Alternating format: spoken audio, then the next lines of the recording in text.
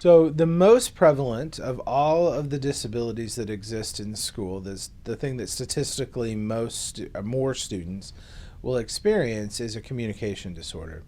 I have two children. Both of them had some speech issues when they were young, and I have friends that are speech pathologists. And so I remember I had one woman over for dinner a Sunday night right before both kids were going to school, and she just came to dinner and she listened to the kids talk, and I walked her out to the car after dinner. And when my oldest went to school, she was like, his speech issues are going to correct themselves, they don't need any support. But with my youngest child, she said, you ought to have her evaluated for services. And so the next day on Monday, I called the public schools and visited with the principal and said, I think we need to have Olivia evaluated for speech services. And sure enough, she qualified. And so for 1 year, when she was in kindergarten, she left the classroom 3 times a day and she went to work with a speech pathologist and a speech pathologist assistant.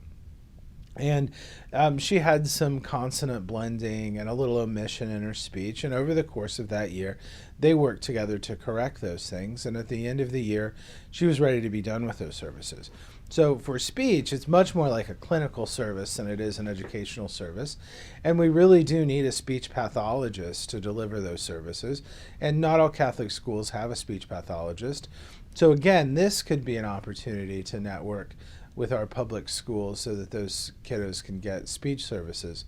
The one thing that if you're working with a speech pathologist to advocate for, and good speech pathologists will do this already, I remember when Olivia was in kindergarten, once a month from school, she would bring home a giant manila envelope that was just completely full.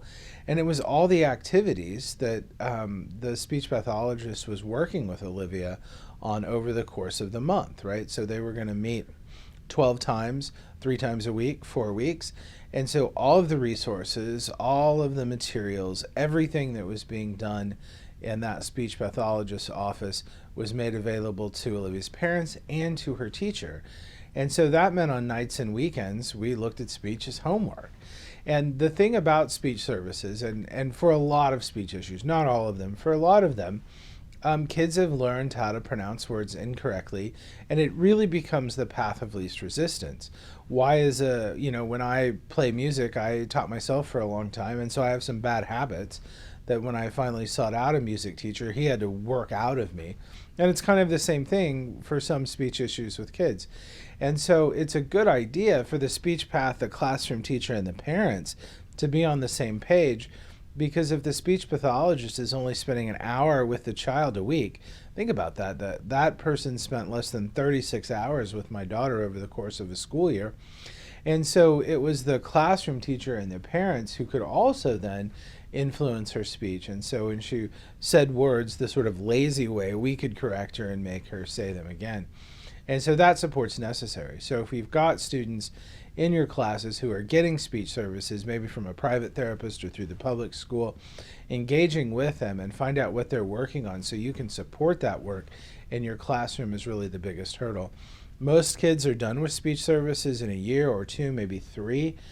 We don't see a lot of speech services delivered in school after about the 3rd grade, because the work that if it's not done in those first few years, there may not be an effective way to move those kids on, or those kids need even more specialized services.